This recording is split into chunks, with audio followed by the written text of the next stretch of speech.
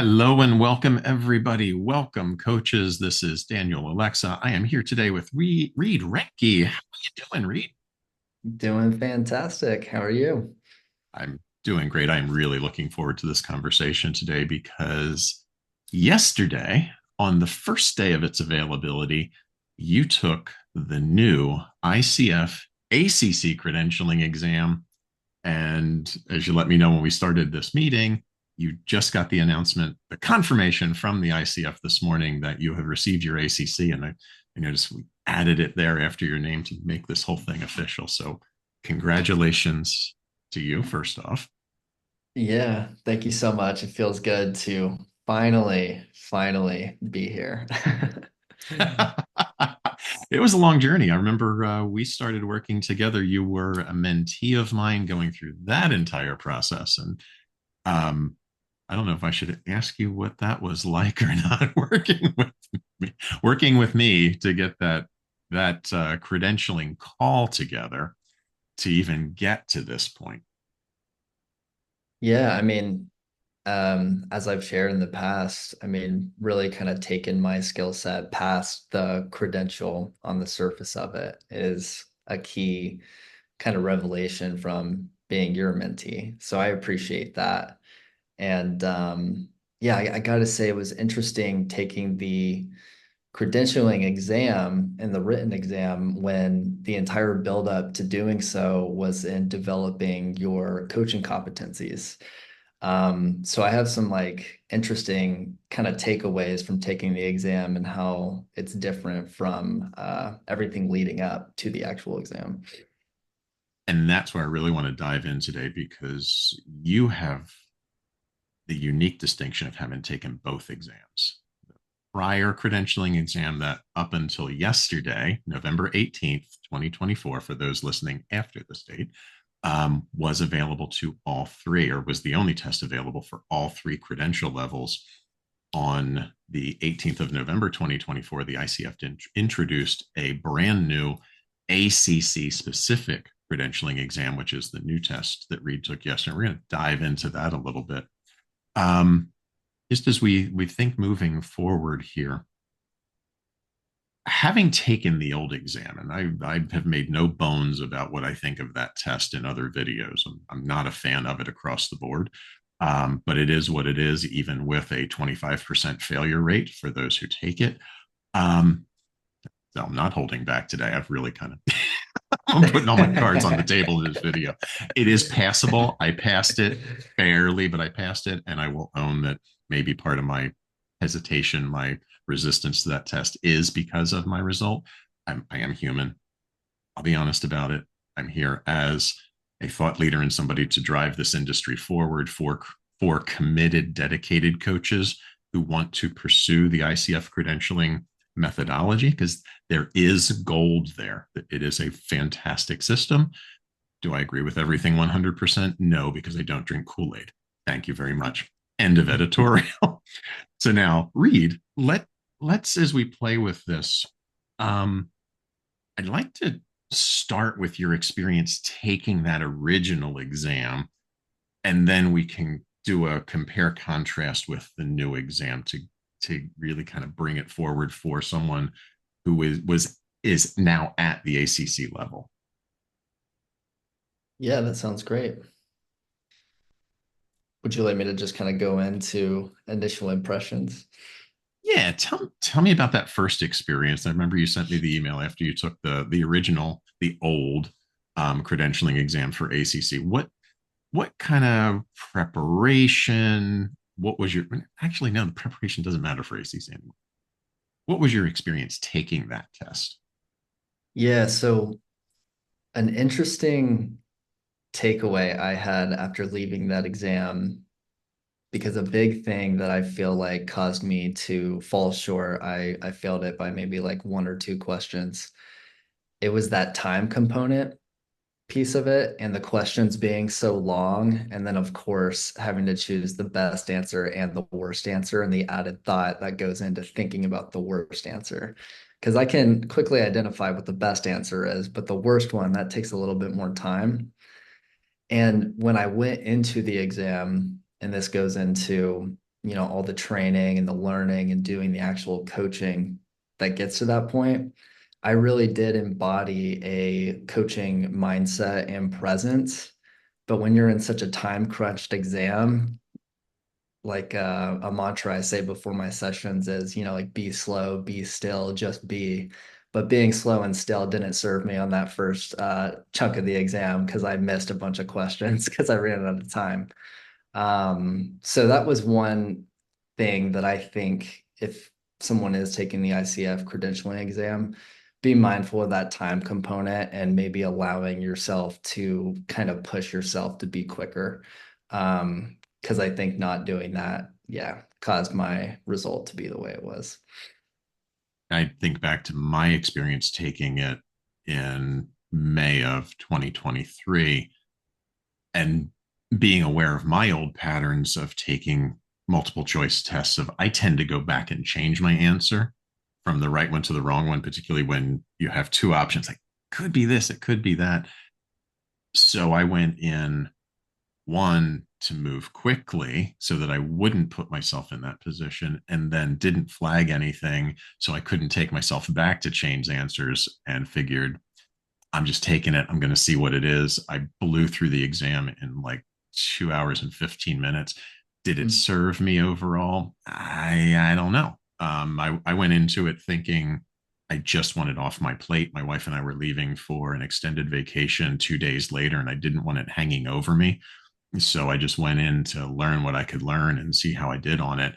But I absolutely agree with you on that time component thing. When you're reading these long questions and then have to choose between the best and the worst scenario for the coach to pull, nobody thinks about doing the worst thing. And so that's this extra level of I have three answers left. What is the absolute worst one going on here? And there's so many different ways to decode that there's only one the ICF says is the absolute worst in their opinion. Some of those I don't quite agree with either, but I'm editorializing again. So coming now, you took that test, just missed it by that much.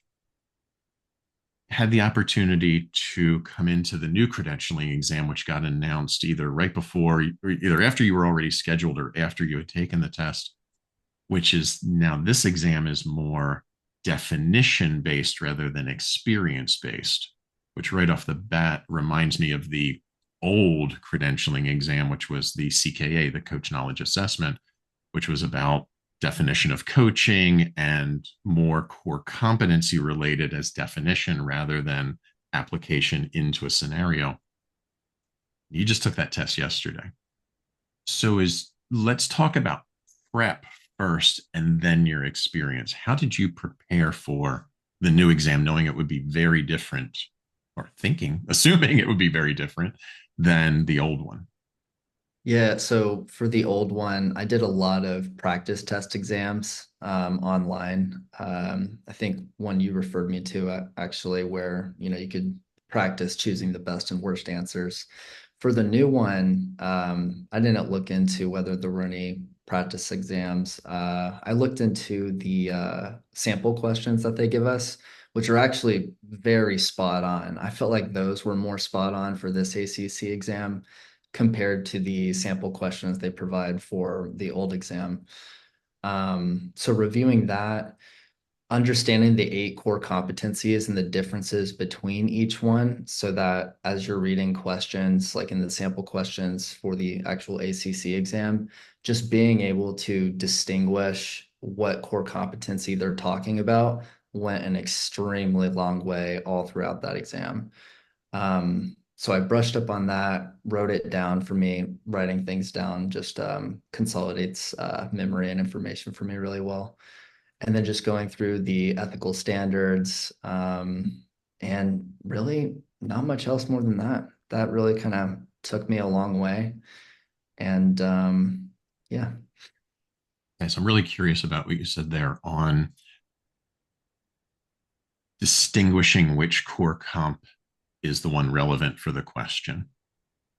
As you were in the exam and reading, what was if you're aware of it, what was your method for choosing which core comp seemed to be the one that was applicable to the question at hand. Yeah. I think what comes to mind is one of the sample questions that they have. Because I can't remember exactly the questions that I answered on the test yesterday, but on the sample question, there was one where it was about building trust and safety, and it was talking about respecting client perceptions. So understanding that that's a trust and safety type answer instead of a I don't know, you could think respecting client perceptions could be a different competency. I'm kind of blanking right now, but just It could understanding fall what, into it could kind of fall into active listening. It could fall into um, facilitating awareness. There's so many different ways that trust and safety happens throughout, but there's one active core competency on that. yeah. And if you read the bullets underneath that one, it clearly talks about client perceptions. So just understanding the distinction with that and how it pertains to other core competencies, I found a lot of value in that to kind of guide me throughout the test. Um, so yeah. So as you prepared, I'm hearing you read through the core comps, read through the code of ethics, got a good understanding there. Any other tools or resources that you leaned into to get yourself prepared for the test? Mm, I nope. Aside from just watching your video where you went through the sample questions and kind of explained reasonings for choosing the right one. Um, Again, I think what I did to prepare for the original exam helped me nonetheless, just by going through different practice exams and situational based questions. So I think that just combined with reviewing the core comps, the ethical standards, yeah, that was enough for me. Okay. As we think about us being here doing this video today to serve those who are going to be taking the exam in the foreseeable future, what advice do you have for them in preparing? Hmm. I would really, what helped me a lot was because in the first exam, I keep going back to how I was embodying that coach's mindset and presence and how it caused me to go really slow on that timed exam. So I would be mindful of the time component. Um, what served me too was kind of like what you said. I went through it super fast, but then I had enough time to review. That's a big thing I realized on the ACC exam is I think it's less questions and you get more time. So I was able to spend about a minute because the first chunk is 30 questions and so is the second one. And I was able to spend about a minute on each question. And then I had 10 minutes to review. So I was able to go through every single question within that 10 minutes to review. And I felt like that was really big. Um, Only having to focus on the best answer was a big weight off because that's all I had to narrow my scope towards. So however that can factor inside of preparation, I think will go a long way.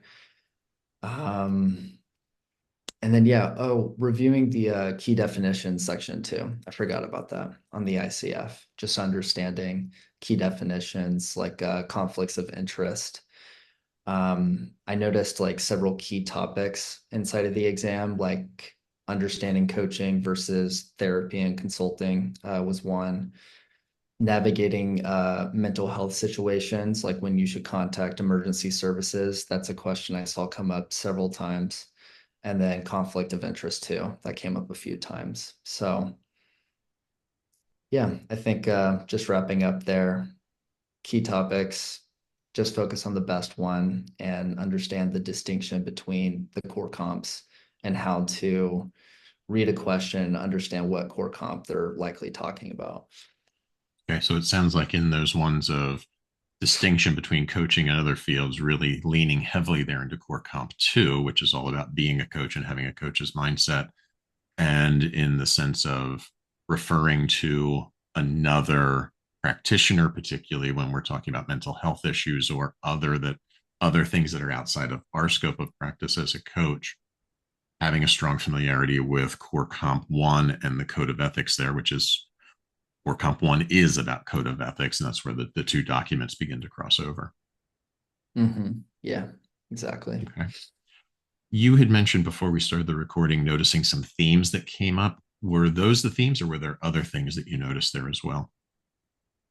Um, those like with the key topics that I was talking about with the Mhm. yeah, I'd say out of everything, because right when I was done taking the exam, I kind of wrote down on my notes just like a journal of my experience. And those were the main topics that came up. There was just recurring themes of understanding the distinction of coaching, understanding how to navigate mental health situations, and conflicts of interest. I saw that come up a number of times more than any other theme. Awesome.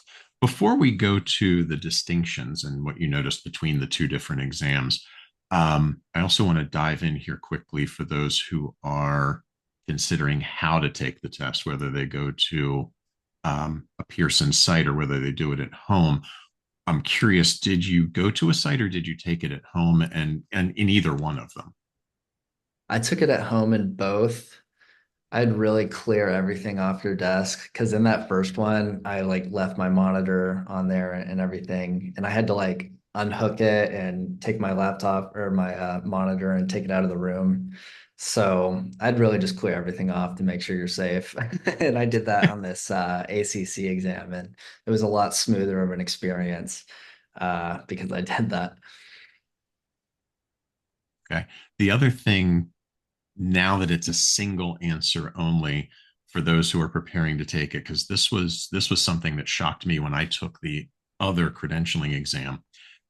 The way the screen was laid out was there was this extensive scenario at the top.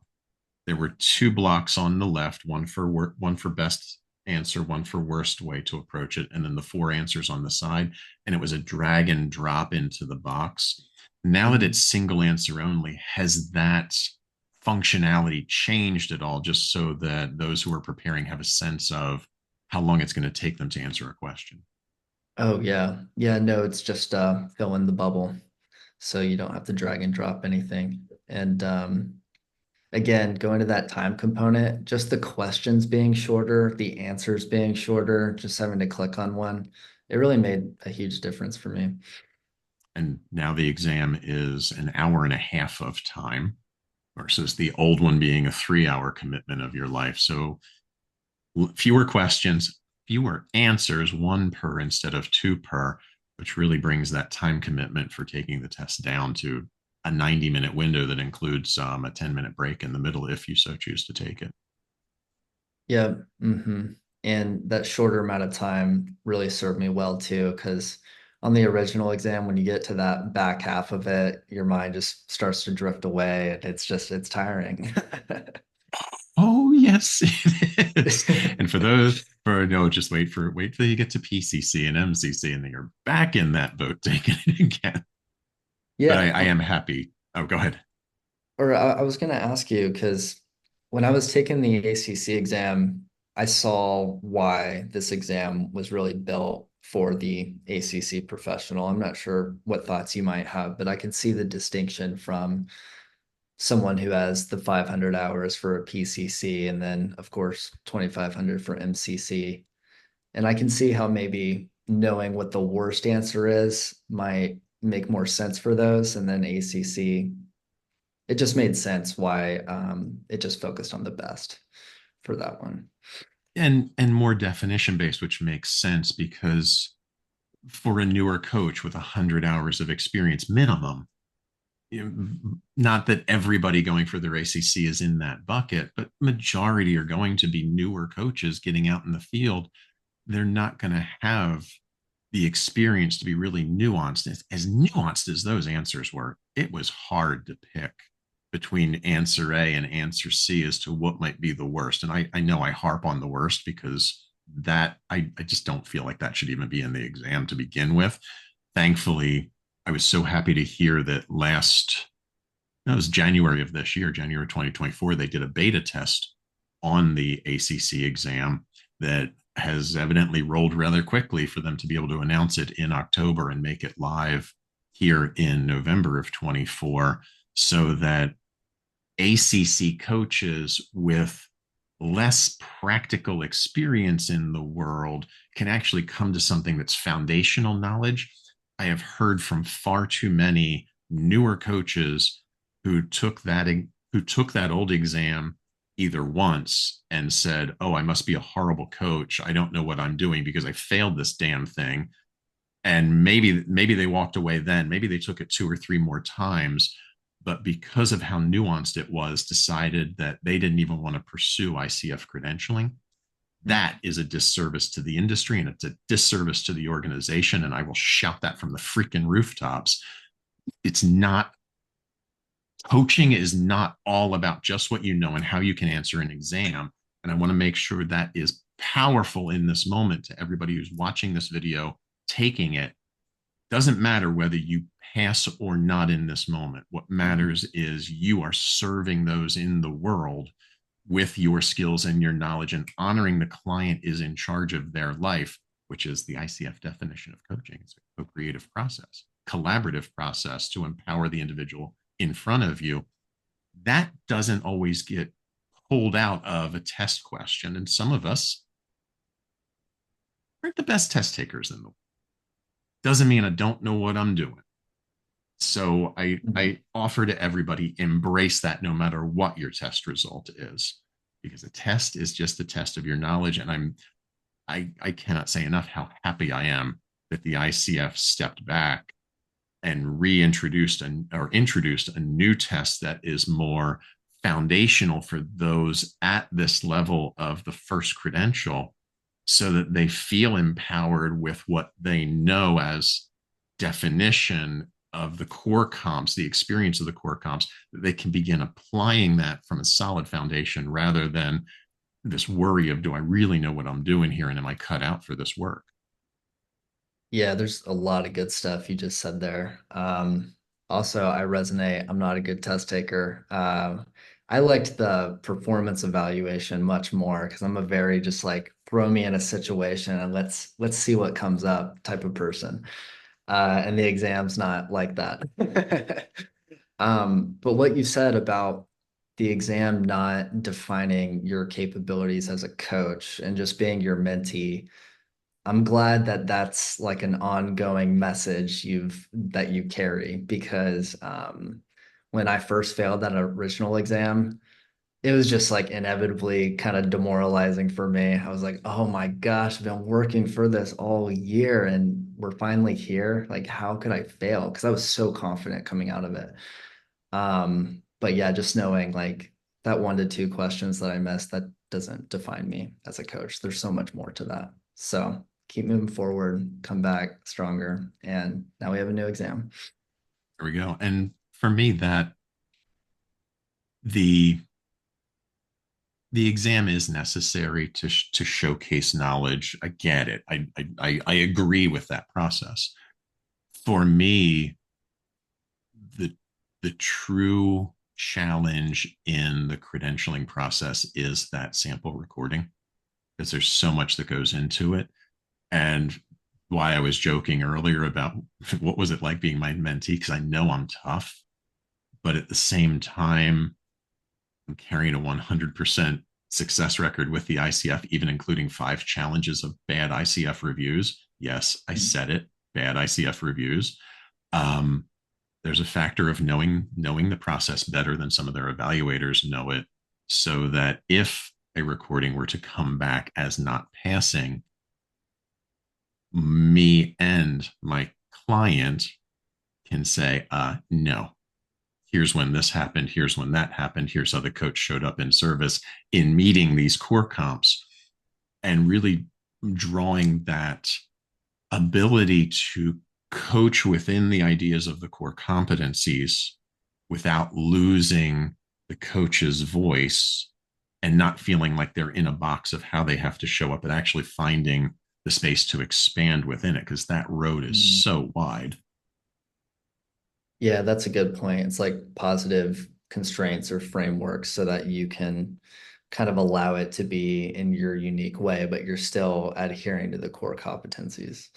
Yeah. And I remember how you showed up in that process. You were so engaged and so like every week, like here's the sample call. And we would break it down and the growth that I saw in you during those 10 hours together. I saw it. I saw the potential in you in the very beginning, and to see you really unleash it during our time together, I just cannot high five that enough. The way you embrace that work with the excitement and enthusiasm of learning from every step along the way. So thank you. Yeah, thank you. I mean, yeah, it goes without saying. I feel like you took me just way past whatever us like a credential means, as a coach, because you helped me just like establish my presence in a genuine, authentic way, but also to be a better coach, like, looking at the breadcrumbs that the client leaves as they're, sharing their experiences and their thoughts. So yeah, it's invaluable. And again, comparing that to taking the exam, it's just for me, different mindset, much different mindset. Because in the performance eval, you show up with the coach's mindset, the presence, you're flexible, you let it flow. But obviously, in an exam, you have to have the right answer. And that's just different. Yep, it goes from having an analog experience where we're in the flow of the moment to a very digital experience of it. Is it right or is it wrong right here? Yeah. So, with that as our on ramp to the next thing, you had mentioned noticing some distinctions between the old credentialing exam for when you took it and now the new ACC exam. And I'd like to, for those who are watching, kind of dive into those distinctions that you're noticed so that they can be in the mindset and be prepared for success when they go to take the new ACC exam. Mhm. So, um, in the sense of just like the key distinctions from the ICF credentialing to the ACC. Just going back to kind of what we've said with just it being shorter questions, shorter answers, only having to think about the best one. I think there might have been one or two questions where it said something like what would you not do right here? But I gotta say, like 98% of that exam was what's the best thing that you can do? Um, Best answer focused. So that just went a long way. And yeah, that honestly nothing new from what we've already talked about. Okay, what you just shared there does bring up a visual question for me because I think about how questions are written. For those viewing, in those handful or fewer examples where the question is, what would you not do here? Was the word not capitalized and called out in some way, or did it just read along with the rest of the sentence? It was similar to I think it's the first sample question. I'm using the samples just because it's something I can keep looking back to and I can't on the test. It's it says something along the lines of like what's not permissible inside of this coaching setting, and it's to have like a romantic relation with someone that you're coaching with. So yeah, I remember it being very similar to that. I don't know if they like distinguish not in all caps or bold or anything like that.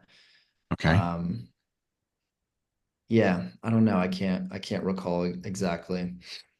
I'm looking up, I'll take a look in the background here and see if I can find my samples.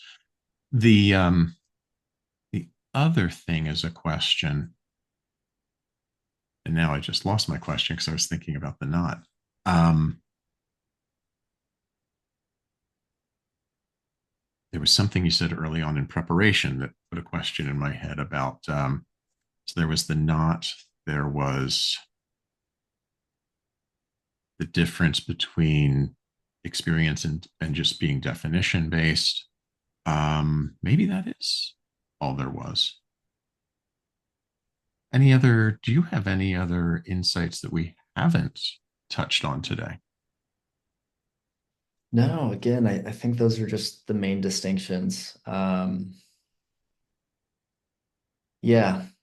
Yeah. Honestly, nothing more else. I do remember the questions like definition based, of course, but there were situational questions in there too, but it was again just so much shorter, just like a one line answer and like a two-line question, which was much different than a whole paragraph that I had to read for like every single question on the credentialing exam. And that helped me connect the dots with where I was going. That was the thought that disappeared for a second. I mentioned this in the other video that I've done around the new sample questions for this ACC exam. And it's about reading carefully with full intention. And I think the reason I called that question out around the not is that if the word not in those scenarios of what would you not do here or what would not be appropriate here is not called out visually to say think the opposite thing in this moment, it's really easy to read past and just go with the normal, so that whether it's called forward visually or not, whatever you do, read the questions and the answers very carefully, Yeah. because I know what I tend to do is I'll read in shorthand and I'll see something that looks like a target phrase and say that's the answer. But in that video I did on the new sample questions, there's one. It's on the definitions of coaching and consulting, I believe, where the words are the definition of coaching, but they're not associated to the word coaching. But if all as a test taker I saw was, oh yeah, that's the word I'm looking for as the shorthand phrase to answer quick, would have gotten it wrong. So find a pace that works for you, which Reed has already shared, but read very intentionally and carefully both the questions and the answers. It sounds like you don't have to read War and Peace this time around. You can actually read a short story and get rolling through the exam. Yeah, as you're saying that too, it kind of brought me back to I do remember it being kind of seamless inside of the questions because I do remember like double or triple checking just to make sure, is this looking for just a positive answer again? Because there's so many of them. I had to like check three times, probably because I'm just thinking of my firsthand experience at the original exam too. So I'm like, where's the nut? But yeah, they do kind of flow it in there seamlessly now that I recall. So double checking is a good idea. Excellent. I really appreciate you taking this time and your your service and dedication to the field of coaching and to those who are coming along behind you, as now you've gotten that ACC. Congratulations. I'm very happy for you. Thank And you. thank you for serving those who are coming along so that they can prepare to be successful in their careers as an ICF credentialed coach. Any last words of wisdom before we wrap it up today? Mm, last words of wisdom. Well, first, thank you for that. And again, I've said it time and time again, just prepping which mindset to go into the test with. Um, I think going into it with that was really helpful for me. Um, yeah, I'll leave off with that. All right. And for those of you who are watching the video, please check out my other video on the sample questions. Go through the core comps, read those, read the definitions document, read the code of ethics, possibly even go to the ICF YouTube channel and watch the videos on the 8 core comps to get a good solid understanding of them. They lean a little bit more into how it shows up in a coaching scenario, but it's good information to know across the board.